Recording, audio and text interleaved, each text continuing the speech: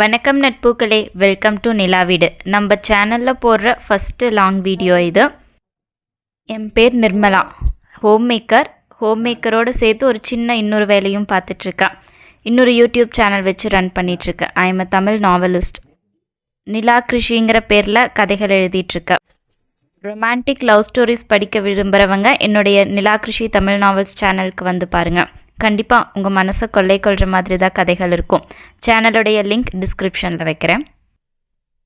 சரி, இப்போ இந்த சேனலுக்கு வருவோம். Kids snacks ideas, healthy breakfast recipes, அப்புறம் டெய்லி விளாக்ஸ், இப்படி நிறைய சுவாரஸ்யமான விளாக்ஸ் இந்த சேனலில் வரும். ப்ளீஸ் ஃபஸ்ட் டைம் பார்க்குறவங்க சப்ஸ்கிரைப் பண்ணிக்கோங்க. நான் ஷார்ட்ஸ்லேயே சொல்லியிருக்கேன், காலையில் எங்கள் வீட்டில் டீ காஃபி கிடையாது, கஞ்சி தான். உளுந்தங்கஞ்சி, ராகி கஞ்சி, சத்துமாவு கஞ்சி, மூணில் ஏதாவது ஒன்று மாற்றி மாற்றி குடிப்போம்.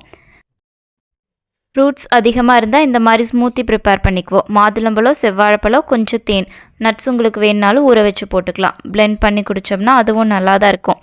ஆனால் காலையில் அந்த சூடாக கஞ்சி குடிக்கிற ஃபீலில் இந்த ஸ்மூத்தி எனக்கு தர்றதில்ல. அப்புறம் யூஸ்வலாக காலையிலேயே மதியத்துக்கான லஞ்சும் ப்ரிப்பேர் பண்ணி வச்சுருவேன். எல்லாம் ரெடி பண்ணிவிட்டு பாப்பாவை 12:30 ஸ்கூல்லேருந்து வந்துடுவா. அதுக்குள்ளே நம்ம வீட்டு வேலையை முடிச்சுட்டு கதை எழுத உட்காந்தோம்னா தான் கொஞ்சமாவது எழுத முடியும். பனானா அண்ட் மாதுளம்பழம் ஸ்பூந்தி ரெடி ஆயிடுச்சு. மேக்ஸிமம் காலையில் எங்கள் வீட்டில் ஹெல்தி பிரேக்ஃபாஸ்ட்டாக இருக்கும். நான் எதுக்கு கான்சென்ட்ரேட் பண்ணுறனோ இல்லையோ பிரேக்ஃபாஸ்ட்டுக்கு அதிகமாக கான்சென்ட்ரேட் பண்ணுவேன். அந்த அன்னைக்கு பாலக்கீரை தோசை தான் செஞ்சுருந்தேன். கீரை வச்சு ஏதாவது ரெசிபி பண்ணுறீங்கன்னா தேங்காய் எண்ணெய் சேர்த்திக்கோங்க, டேஸ்ட்டு சூப்பராக இருக்கும். தேங்காய் எண்ணெயில் கொஞ்சம் சின்ன வெங்காயம், சீரகம், மிளகு வணக்கி அந்த அரிஞ்சு வச்ச பாலக்கீரையும் போட்டு வணக்கி அதை எல்லாத்தையும் ஆறின பிறகு பிளெண்ட் பண்ணி மிக்சியில் சேர்த்து அரைச்சிக்கணும். அதை நம்ம ஆட்டி வச்சுருக்க தோசை மாவு இருக்கும் இல்லையா, அதோட மிக்ஸ் பண்ணி தோசை சுட்டோம்னா சூப்பராக வரும். வீக்லி ஒன்ஸாவது எங்கள் வீட்டில் இந்த கீரை தோசை இருக்கும். பாப்பா பொதுவாக பாலக்கீரை பருப்பில் போட்டு தந்தால் சாப்பிட மாட்டா. அதனால முருங்கைக்கீரை, பாலக்கீரையெல்லாம் இந்த மாதிரி தோசையாக ரெடி பண்ணி கொடுத்துருவேன். மேக்ஸிமம் காலையில் ஹெல்த்தியாக கொடுக்குற மாதிரி பார்த்துக்கோங்க. பாப்பாக்கும் சின்ன வயசுலேருந்து அதையே பழக்கிட்டேன். அதனால் அவளுமே சாப்பிட்டுக்குவான், ஒன்றும் ப்ராப்ளம் இருக்காது. அந்த அன்னைக்கு மதியத்திற்கு பீக்கங்காய் கூட்டுமும் பீட்ரூட் பொரியலும் தான் பிளான் பண்ணியிருந்தேன். பீட்ரூட் என் பொண்ணுடைய ஃபேவரேட் காய். 3 வயசாச்சு, இன்னுமே அவள் காரம் சேர்த்திக்கிறது இல்லை. நானும் கொஞ்சம் கொஞ்சமாக போட்டு ட்ரை பண்ணிட்டு தான் இருக்கேன். ஆனால் சுத்தமாக காரம் போட்டால் சாப்பிட்றதே இல்லை. தினமும் அவளுக்கு தனியாக எடுத்து வச்சுட்டு அப்புறம் தான் எங்களுக்கு காரம் போட வேண்டியதாக இருக்குது. இது பாலக்கீரை தோசை நல்லா பிளெண்ட் பண்ணி வெள்ளை மாவில் தோசை மாவில் கலந்து சுட்டிங்கன்னா சூப்பராக இருக்கும். டேஸ்ட்டு சூப்பராக இருக்கும். அந்த பச்சை வாசனையெல்லாம் வரவே வராது. இதுக்கு தண்ணி சட்னி செம காம்பினேஷன். அதுக்குள்ளே நமக்கு பசி ஆயிடுச்சு. சரி, கஞ்சியும் பாதாமும் சாப்பிட்ருவோமேனு அதை சாப்பிட்டுட்டு மறுபடியும் சமையல் ஆரம்பித்தேன். பீக்கங்காய் கூட்டுக்கு இந்த பாசி பயிரை கொஞ்சம் வேக வச்சு எடுத்துக்கணும். பாலக்கீரை தோசைக்கு சட்னி தான், தேங்காய் சட்னி நான் ரெடி பண்ணியிருந்தேன்.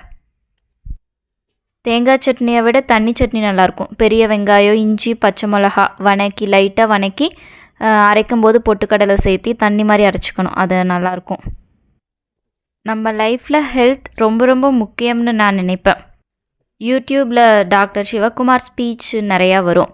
அப்படி அவரோட ஸ்பீச் ஒரு டைம் கேட்கும்போது தான் அவர் சொல்லியிருந்தார், பெண்கள் கொஞ்சம் சேர்த்தி அடுப்படியில் நின்னிங்கன்னா உங்கள் குடும்பத்துடைய ஆரோக்கியம் மேம்படும் அப்படின்னு சொன்னார். உண்மையான வார்த்தைகள் தான் இல்லையா?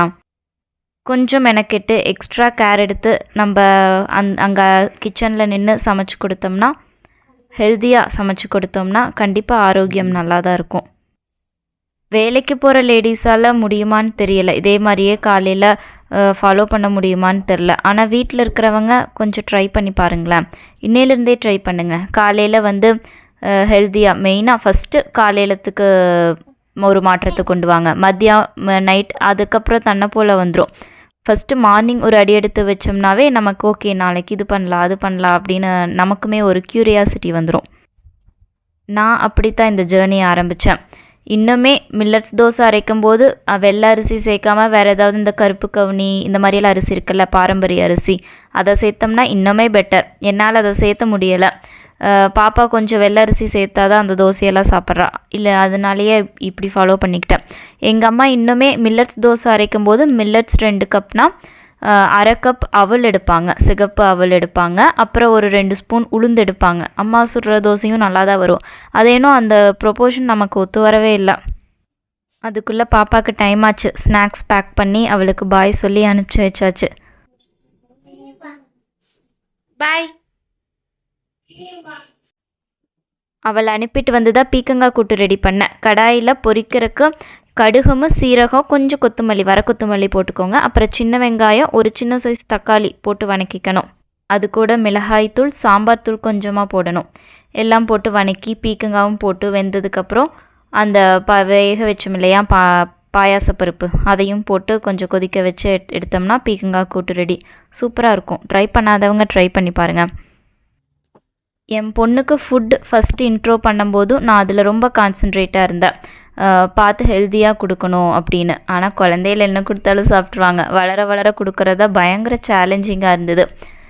ஒரு 1.5 வயசு வரைக்குமே சர்க்கரை வெள்ளை சர்க்கரை இதெல்லாம் கொடுக்காம தான் வளர்த்தேன். அதுக்கப்புறம் தான் எங்கள் டாக்டர்கிட்ட போகும்போது எல்லாத்தையுமே கொடுங்க, இதில் என்ன இருக்குது, குழந்த வளரும்போது எல்லாத்தையுமே சாப்பிட்டு வளரட்டும் அப்படின்னாங்க. அதனால அப்பப்போ வெளியில் போனால் ஸ்வீட்ஸ் எல்லாம் வாங்கி தருவோம். பட் மேக்ஸிமம் ஃப்ரூட்ஸும் வெஜிடபிள்ஸும் தான். குழந்தையிலேருந்தே காய் கொடுத்துட்டு இருந்ததாலேயோ என்னவோ பாப்பா காய் விரும்பியே சாப்பிடுவா, ஃப்ரூட்ஸும் விரும்பி சாப்பிடுவா. ஆனால் இந்த சாப்பாட்டில் பருப்பு இல்லை குழம்பு இதையெல்லாம் போட்டு பிணைஞ்சு விட்றதுக்குள்ளே தான் எனக்கு போதும் போதும்னு ஆயிரும். ஃபஸ்ட்டு சாப்பிட்டுட்டு தான் இருந்தா, இடையில திடீர்னு விட்டால் எப்படி விட்டானே தெரியல. அதுலேருந்து சாப்பிட்றதே இல்லை. ஒரு டயட் ஃபுட்டாக தான் அவளே ஃபாலோ பண்ணுறா. எப்படி அவள் அப்படி ஃபாலோ பண்ண ஆரம்பித்தான்னு தெரில. பருப்பு வேக வச்சு பாசிப்பருப்பெல்லாம் போட்டோம்னா நமக்கு கடையிறதுக்கு முன்னாடி அவளுக்கு ஒரு கப்பில் எடுத்து வச்சிட்டோம்னா அதை சாப்பிட்டுக்குவா. பொரியலும் அப்படி தான் காரம் போடாமல் எடுத்து வைக்கணும். சாப்பாட்டில் பிணைஞ்சு சாப்பிட்றது பார்த்திங்கன்னா தயிர் மட்டும்தான். பருப்பு குழம்பெல்லாம் இன்னுமே தொட்டு சாப்பிட மாட்டேங்கிறா. 3 வயசு ஆயிடுச்சு. எனக்கு எப்படி மாற்றுறதுன்னு தெரில. உங்களுக்கு ஏதாவது டிப் தெரிஞ்சால் சொல்லுங்கள். ஹஸ்பண்டும் பாப்பாவும் போன பிறகு நம்மளுடைய வேலை ஆரம்பிச்சிடும். வீடு ஒரே ரணகலமாக கிடக்கும். அதையெல்லாம் எடுத்து வச்சுட்டு இருந்தால் நம்ம வேலையை பார்க்க முடியாது. அதால் ஓரளவுக்கு மெஷினில் மட்டும் துணி போட்டுட்டு பெட்ரூமை மட்டும் எடுத்து வச்சுட்டு நான் குளிச்சுட்டு வந்து என் கதையை எழுத உட்காந்துருவேன். ஏன்னா 12:30 பாப்பா வந்துடுவா. அதுக்குள்ளே நம்ம கொஞ்சம் லேப்டாப் எடுத்து வச்சு அந்த வேலையெல்லாம் முடிச்சுக்கணும். இங்கே இன்னொரு சைட் பீக்கங்காய் கூட்டும் ரெடி ஆயிடுச்சு. நீங்கள் எப்படி சமைச்சு முடிச்சோடனே கிச்சனை க்ளீன் பண்ணிடுவீங்களா? நான் அப்படி இல்லை. சமைச்சு முடிச்சுட்டு காலையிலேயே சமையலை முடிச்சிடுவேன். ஆனால் கிச்சனை க்ளீன் பண்ணுறதுக்கு ஈவினிங் ஆகும். சாயந்தரம் வரைக்கும் அந்த கிச்சனை அப்படியே வச்சுருப்பேன். சாயந்தரம் தான் சாமி கும்பிட்றதுக்கு முன்னாடி க்ளீன் பண்ணிவிட்டு சாமி கும்பிட ஆரம்பிப்பேன். துவைச்ச துணியை காய போட்டுட்டு வந்துட்டோம்னா நம்மளுடைய பிரேக்ஃபாஸ்ட் டைம் இது. பாலக்கீரை தோசையோட தேங்காய் சட்னி வச்சு ஃபில்லிங்காக சாப்பிட்டு முடிச்சாச்சு.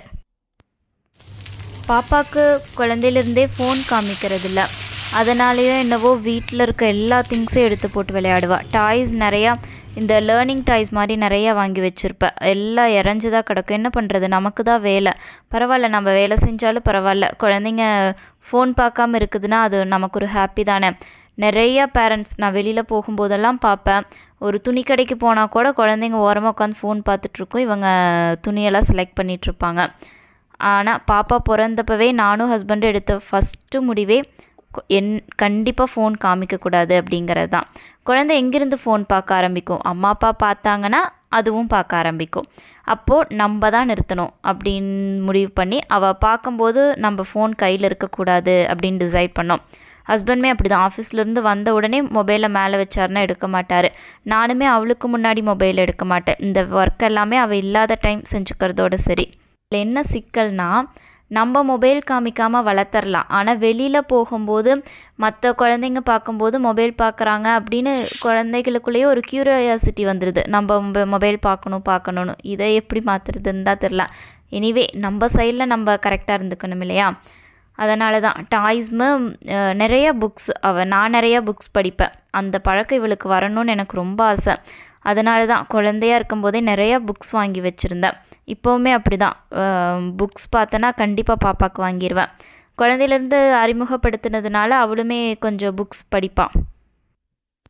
செவரெல்லாம் என் குட்டி பொண்ணோட கைவண்ணங்கள் தான். என்னடா இப்படி இருக்குதுன்னு நினச்சிக்காதீங்க.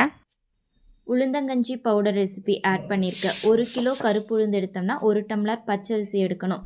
கருப்பு உளுந்தை ஃபஸ்ட்டு தனியாக ட்ரை ரோஸ்ட் பண்ணிவிட்டு அது கூட சுக்கு ஏலக்காயெல்லாம் சேர்த்துக்கணும். நான் நட்ஸ் வேணும்னாலும் சேர்த்துக்கலாம். நான் தனியாக நட்ஸ் பவுடர் அரைச்சி வச்சுருக்கறனால இதில் நட்ஸ் சேர்த்த மாட்டேன். அப்புறம் அந்த 1 டம்ளர் பச்சரிசி போட்டு ஹை ஃப்ளேமில் வச்சு நல்லா வறுத்துட்டு சும்மா லைட்டாக கொஞ்ச நேரம் 2 செகண்ட் வறுத்தா போதும். அப்புறம் ஆஃப் பண்ணிடணும். ஆற வச்சு அரைச்சி எடுத்துக்கிட்டோம்னா உளுந்தங்கஞ்சி பவுடர் ரெடி ஆயிரும். அவ்வளோதான், நம்மளுடைய மார்னிங் ரொட்டீன் இதோட முடிஞ்சுது. உங்களுடைய சப்போர்ட் எனக்கு தொடர்ந்து வேணும். ஃபஸ்ட் டைம் பார்க்குறவங்க சப்ஸ்கிரைப் பண்ணுங்கள், லைக் பண்ணுங்கள், ஷேர் பண்ணுங்கள். ஓகே, அடுத்த வீடியோவில் சந்திப்போம். பாய்.